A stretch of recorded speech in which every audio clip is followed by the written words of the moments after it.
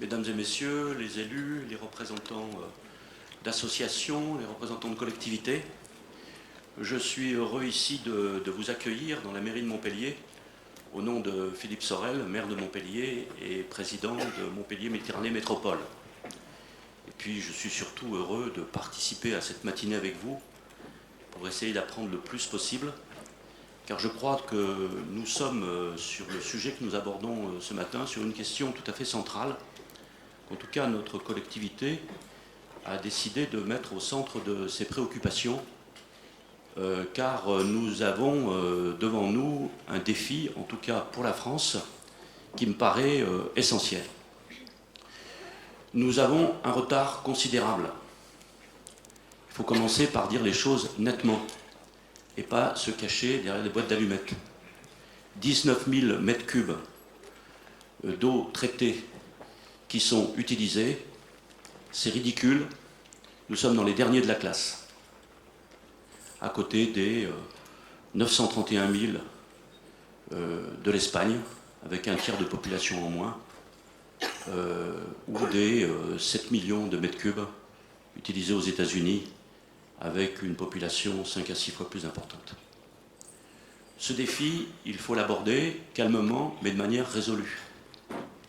Donc au niveau de notre collectivité, sur Montpellier, nous allons être confrontés à un nouvel investissement majeur qui concerne l'usine de Maera, et nous avons décidé de mettre dans le cahier des charges le fait d'aborder avec rigueur et en s'appuyant sur les derniers développements des technologies, la possibilité de réutiliser les eaux traitées au lieu de simplement les envoyer dans la Méditerranée, puisque nous allons passer de 4 mètres cubes à 6 mètres cubes secondes, ce qui est tout à fait considérable. Cette question, disons, nécessite un investissement de tous les acteurs, non seulement des professionnels, non seulement des chercheurs, et nous ici nous avons une convention de partenariat notamment avec l'IRSTEA qui est ici aussi représentée, que je salue, mais aussi, disons, un partenariat qu'il faut mettre en place avec les citoyens et les associations pour faire qu'il y ait un véritable débat public, car vous n'arriverez pas à mobiliser vos citoyens, à mobiliser les investissements nécessaires s'il n'y a pas un véritable accord politique dans la population. Donc je salue votre initiative, monsieur le directeur, l'agence de l'eau, de ce colloque. Je salue aussi le fait que l'agence de l'eau Rhône-Méditerranée Corse ait lancé un appel à projet tout à fait intéressant, auquel j'invite toutes les collectivités à essayer d'y répondre, même si elles nous feront concurrence, puisque nous avons préparé un projet à ce sujet. Je crois que c'est extrêmement important. C'est important, et je terminerai là-dessus, oui, il faut que tout évolue, y compris le dispositif réglementaire. Et comme depuis que je suis devenu responsable, je n'ai pas nécessairement dire le contraire de ce que je disais avant, lorsque je n'étais pas élu, j'ai en 2010 protesté contre les dispositifs réglementaires qui avaient été adoptés sur ce sujet. Et donc, je me félicite de l'évolution qui a eu lieu avec l'arrêté ministériel de juin 2014, mais on doit aller encore plus loin. Y aller avec rigueur, avec effectivement professionnalisme, mais on doit aller plus loin. Je crois que ce matin, dans un quotidien, il y a un économiste que j'aime beaucoup, Michel Aglietta, qui fait un petit article qui s'appelle « La tragédie de l'horizon ». C'est une vieille notion.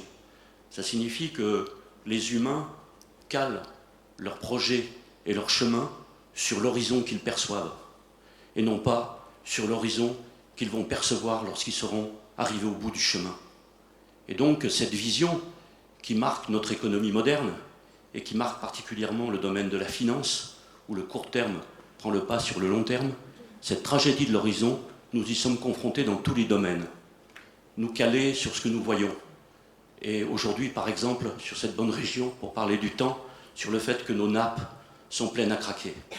Nos nappes sont pleines à craquer, mais la ressource en eau va devenir rare. Et ça, c'est notre responsabilité de le dire et de l'assumer, de voir que l'évolution de l'activité humaine et le changement climatique font que la pression sur la ressource en eau va être de plus en plus forte.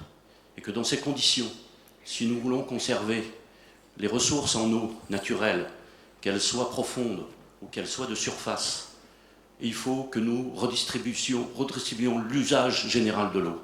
Ça signifie que notre économie générale de l'eau doit évoluer. Pour ça, les chercheurs et les citoyens doivent finalement imposer à tous une vision de long terme au-delà de l'horizon perceptible.